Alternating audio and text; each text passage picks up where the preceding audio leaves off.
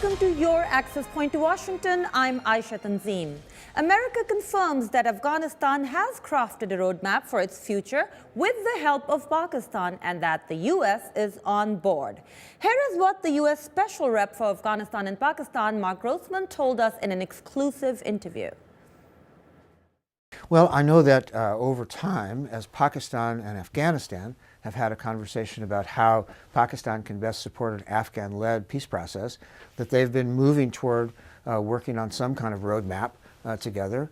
And all I understand from my friends in Pakistan and my friends in Afghanistan is when Foreign Minister Rasool visited Pakistan some weeks ago, they did start to talk about a specific roadmap, and the Afghans had one. You heard it, the Afghans have one. But what is it? What is the plan? You will find out today right here from the man who broke the story last weekend. Jonathan Landay works for the McClatchy newspapers and travels extensively in Afghanistan. Also, in a little while, Dr. Thomas Lynch of the National Defense University will join us. He's been a special assistant to the chairman of the Joint Chiefs of Staff. And on Skype with us from Islamabad is Dr. Malia Lodhi, who's the former Pakistani ambassador to the U.S. Ladies and gentlemen, welcome to the show. So, John, coming straight to you, what is this plan? The plan is a roadmap that envisions peace in Afghanistan by 2015. And essentially what it does is it moves the United States out of the role that the United States had been playing, which was trying to arrange face-to-face talks between the Taliban and the government of Afghanistan. Though that effort collapsed in March when the Taliban pulled out. In the United States' place will be Pakistan. Pakistan, according to this roadmap, a copy of which I have, will arrange these face-to-face contacts between the Taliban leaders who embrace peace, who want to participate in peace talks, there's a caveat there, and the Afghan government, with an eye towards convening full-scale peace talks, probably in Saudi Arabia, by the second half of next year. And there are all sorts of other provisions. So we'll come to the provisions in a little while, but one thing that I find very interesting, and I want to bring Dr. Malia Lodhi on this. Dr. Lodhi, on one hand, we're talking about Afghanistan and Pakistan. Now, America seems to have confirmed it, going forward together on a peace plan. On the other side, we see this distrust between the two, where President Karzai recently hinted in Pakistan's involvement on the attack on the Afghan spy chief. How does that work? I think what is fundamental is that all three countries see a looming transition. 2014 is set in stone. I think we know from the United States and the NATO countries that this is irreversible when most combat troops will be withdrawn. I think where there is a convergence between all three countries is to ensure that 2014 doesn't become 1989. And by that I mean that it should not lead to a situation as we saw in the 1990s, when the Soviet withdrawal then led to a collapse of authority in Afghanistan, not immediately, but a couple of years later. And we saw Afghanistan descend into civil war. So I think what you have is a potential, and I use this word very carefully, we have a potential convergence between all three countries. The United States, which is a party, obviously, it is still involved in fighting in Afghanistan, Afghanistan and Pakistan. All three do not wish for the region to descend into chaos. And I think this is the imperative that is driving a new sense of cooperation amongst all three countries. Okay, thank you very much, Dr. Lodhi. Now, John, my sources, let's call them American officials, call your story a little bit skewed. And the idea is that when Afghanistan and Pakistan doesn't trust each other that much, the U.S.'s role is not as little as you've suggested in the story. The U.S. still is in a supporting role, but a very strong role. Well, no, I said that the Americans maintain a significant role in the process. But the fact is that this is a deal between President Karzai and the authorities, maybe not even necessarily in Islamabad, but certainly in Rawalpindi. And it's been in the works, I'm told, for months, not recent. It's not a recent piece of work. And unfortunately, my understanding is that President Karzai has not even at this point gotten buy-in from factions that embraced his government and became part of the legitimate Afghanistan system and were fighting the Taliban until the United States intervention and have a great deal of equities invested. And yet these other factions, which are minority factions, this came right out of the blue. And the ambassador brings up the possibility of a civil war. Well, that is one possible trigger. The fact that this is not something that these other factions were made a party of before President Karzai struck this agreement with Pakistan. Okay, you make a very interesting point, which is the other people are not aware of it, according to you. We'll talk about that, but first, Ambassador Lodhi, is Pakistan happy with this? Is Pakistan getting what it wants? Because it's been asking for a bigger role in Afghanistan for a very long time. And what is in this plan, if you've had a chance to look at it, or if you've talked to people vis-a-vis India and regarding Pakistan's concerns?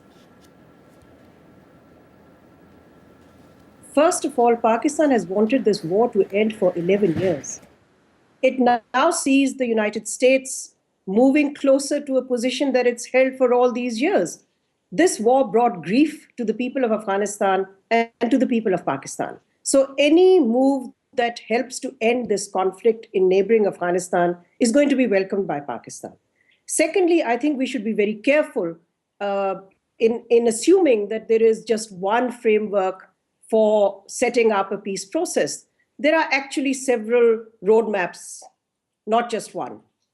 And as far as the Taliban are concerned, according to my information, the Taliban even now are not prepared to speak directly to Kabul, to the Karzai government. They wish to still continue.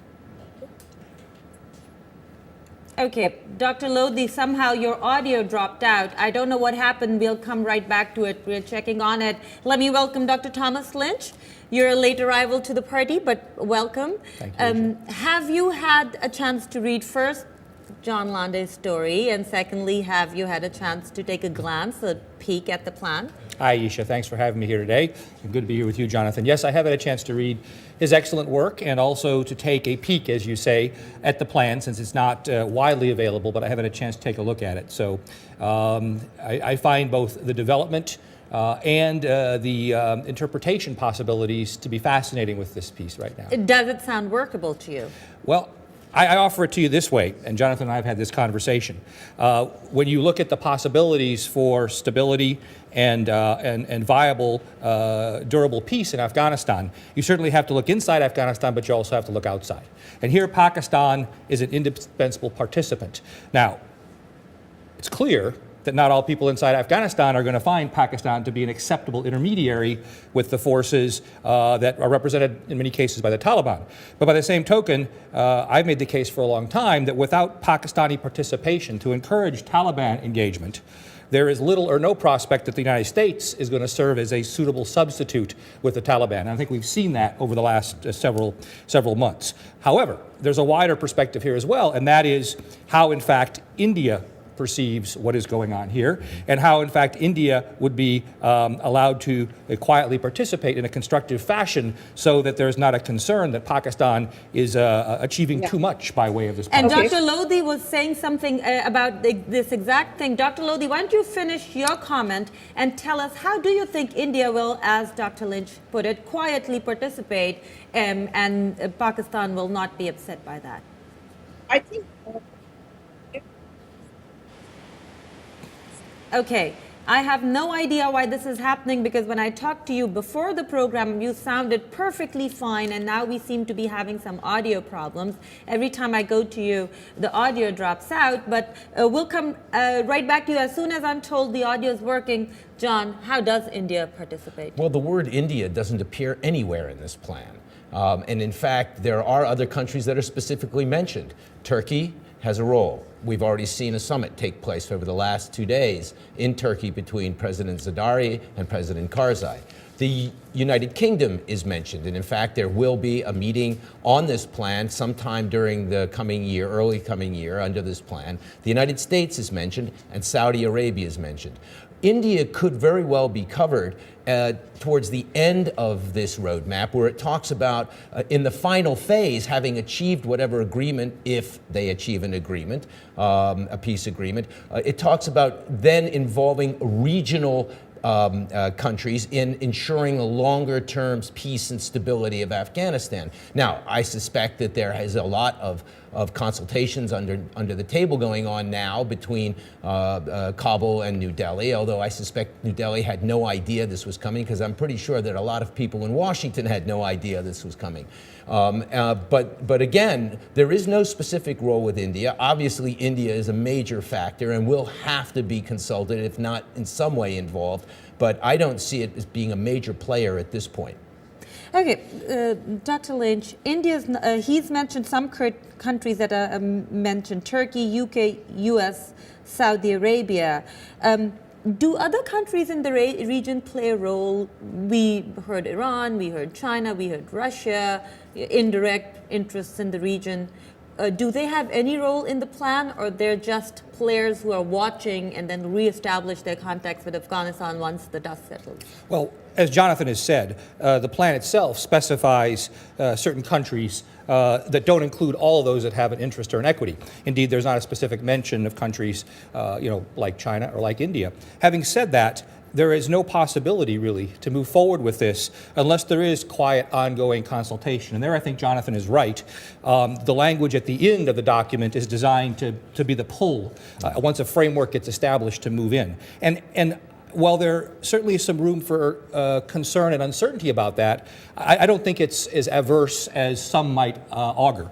Specifically, because I think that while Pakistan may be overstating the case, they're certainly not wrong to think that there is communication between the palace where President Karzai is and New Delhi. Okay, that doesn't mean, as some in Pakistan's military tell me they fear, that Karzai and his military are stalking horses for New Delhi. I don't think that is true. By the same token, I think there is communication, and I think the fact of backdoor entree for Indian interest to make sure that there is not a situation established where the framework being discussed is not tenable in the country.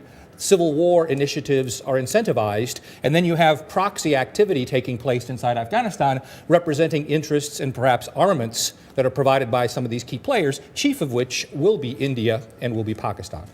John, you mentioned that some of the important groups that were part of the alliance did not know about this. No, that's true. In fact, I've been told that very senior people who were leaders of the Northern Alliance, who are now either in the opposition, the political opposition to President Karzai, or in fact very much involved in the Afghan security forces, were calling around looking for a copy of this after my story broke, because they didn't know about this. They were blindsided by this as well, and that is one of the potential fatal flaws of this effort, in that there was really no President Karzai didn't go out to get a national consensus internally within Afghanistan before he decided to conclude this with the Pakistanis. But there are other potential very serious fatal flaws. The first of which is this plan assumes that the Pakistanis are going to be able to bring the Taliban leaders and leaders of other armed opposition parties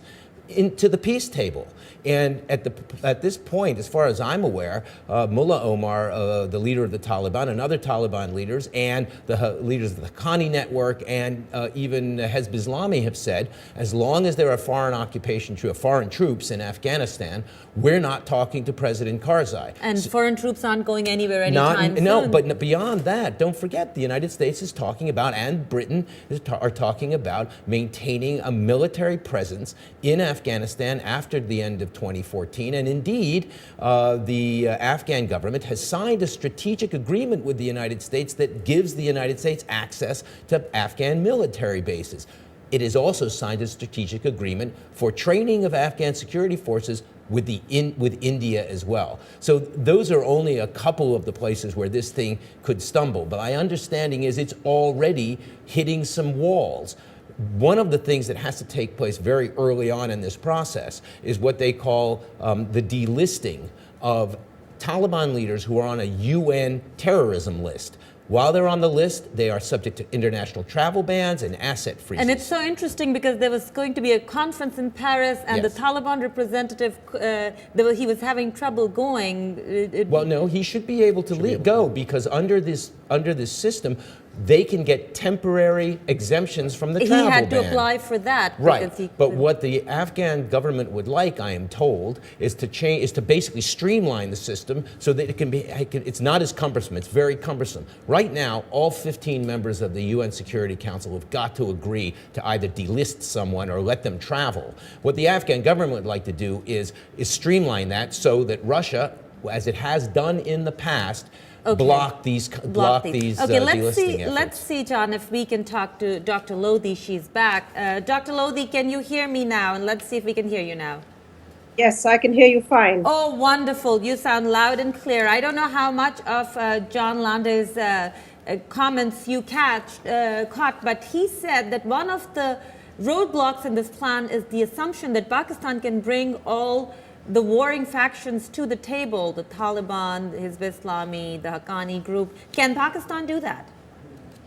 Well, I think joint responsibilities of President Karzai, who has to build consensus within his country. He hasn't even started doing that. And secondly, Pakistan can only act as a facilitator. It's not a guarantor. It can't start delivering people. All of the process will depend on what's on the table. Right now, the Taliban representatives refuse to talk to the Karzai government. They're ready to talk to the United States, as they did before under the Qatar process. They want their prisoners from Guantanamo. They're less interested in talking to representatives of Karzai at this stage. They may well come around to doing it later. But right now, the indications that we are getting in the region is that the Taliban senior leadership believe that they have to talk to the United States. And then once a number of confidence-building measures have been agreed upon, it is possible that an intra-Afghan dialogue would then be possible. But right now, we see no indication of Taliban representatives being ready to speak to representatives of the Karzai government. Okay, and Dr. Lodhi, since we missed out on your comments on Pakistan's concerns vis-a-vis India, the audio wasn't working at that time. Can you tell us if Pakistan is happy going forward with this particular plan and what is being called a roadmap? I think we have to be very careful about Pakistan being ready to go ahead. I think we have to first see how this process is going to unfold. I don't think anybody has a blueprint which is so clear as this impression that's been given. Yes, there are a number of frameworks around which are being proposed to install a peace process.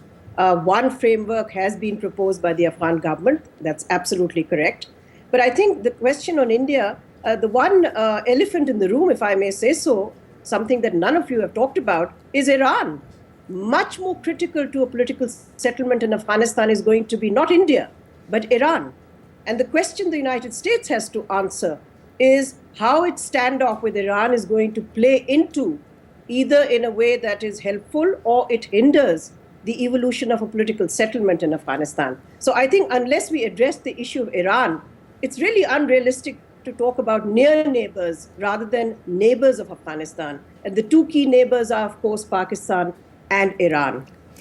Dr. Lynch, you want to add something? Yeah, with all due deference to the ambassador, I would expect her to make no other comment. We did mention Iran a couple of times, but I think it's important to note here that Iran's role and influence in Afghanistan, while important and significant, really meshes in many different ways with the country that begins with the I that we've also referred to, which is India. All right, and in that context, India's interest in Afghanistan have evolved and have really emerged in the last decade. And Indian interests are much higher than they were on 9/11 in Afghanistan. As a consequence of that, as Jonathan writes in his article, Indian involvement is critical. Now, having said that, the process underway here I don't find as alarming as perhaps Jonathan might, because I suspect there's not going to be a constituency in Afghanistan emerge naturally. There's going to have to be a constellation of outside players who are willing to first encourage the Taliban to talk. Second, to do things like Pakistan can do, since it's reported to have over 100 Taliban operatives either under arrest or under house arrest, making them available if they wish to discuss things. But at the same time, not having New Delhi fearing a return of the Taliban to Kabul as the outcome of any kind of discussions. And therein lies the point where quiet diplomacy and quiet interaction between Pakistan and India, perhaps as an extension of the quiet talks they're doing right now, I and several colleagues here in town think is very critical and very important, and much more important than Iran and the U.S., to finding an accommodation that can be acceptable politically in Islamabad and also acceptable in New Delhi, and that can work forward in Kabul beyond 2014. Let's come back to a point the ambassador made about a number of programs or a number of roadmaps being out there, this being only one of them. John? Well, actually, there's a phrase in this plan that says that all of this process should be conducted through one consistent channel, only one, and that refers to President Karzai himself. And Not so, the High Peace Council? No, I mean the High Peace Council was appointed by the president. Let's not forget that. So that actually renders basically the head of the Peace Council, who delivered this plan to the United States when he was here last month, a little more than a messenger boy. My understanding is that this was something that was coordinated by President Karzai and a very small circle of his advisors within the palace with Pakistan. And that don't forget, one of the things that is reflected in this is President Karzai's anger when he found out that he has not told by the United States when they began the secret contacts the United States had with the Taliban representatives in Qatar. He was livid. But not only that, he wanted this process to take place in Saudi. That's where this plan, Saudi Arabia. That's why this plan mentions Saudi Arabia. So the fact is that I don't think let's not forget also, by making this the only boy on the block, President Karzai gets to remain deeply involved in this process. He's leaving power in April of 2014. This process goes to the end of 2014. So this would ensure his political power, himself as a very critical player, right through the end of 2014. Dr. Lodhi, if this plan does come into effect, I think is too soon to say, if this is one of the preeminent plans on the table, and as you say, the Afghan government has drafted one, and if Pakistan is in some shape or form on board, what is it that Pakistan sees in this plan that really works for it, and what is it that doesn't? Look, it's not a question of what's specifically in this plan. I think in terms of the broad objectives that Pakistan seeks, Afghanistan's stability is equivalent to Pakistan's stability. So obviously it wishes to see the conflict end in Afghanistan. Now, I think one of the points that was made earlier when you couldn't hear me, but I could hear you, was the need to bring the war to an end well ahead of 2014. I think what we have to ensure is that there is a peaceful and orderly withdrawal of NATO forces, and that in turn requires a reduction of violence so that the conditions for a peaceful withdrawal can take place. Now, all of this has to be happening simultaneously with the search for a political settlement, and that search for political settlement must include this factor as well, which is to ensure that foreign forces leave Afghanistan in as orderly a way as possible. The more peaceful it is, the greater the chances for an Afghan stability post-2014. So I think we can't just zero in on one set of issues. There are three transitions ahead in Afghanistan. And the challenge right now is to synchronize and to align these three transitions. We have a security transition, we have a political transition, which is the presidential election in April 2014, and then we have this search for a political settlement, in other words, trying to install a peace process. Now, all these three transitions are misaligned as we speak. So I think whether this roadmap works or doesn't work, the strategy that is required between what I call and what the United States also call the core group of countries, the US, Afghanistan, and Pakistan, they must reconcile their strategies to ensure, one, reduction of violence leading to a ceasefire ahead of 2014, because it is those conditions that will create the diplomatic space for successful negotiations. And lastly, I would also say that the real test is going to be how the Taliban are going to respond.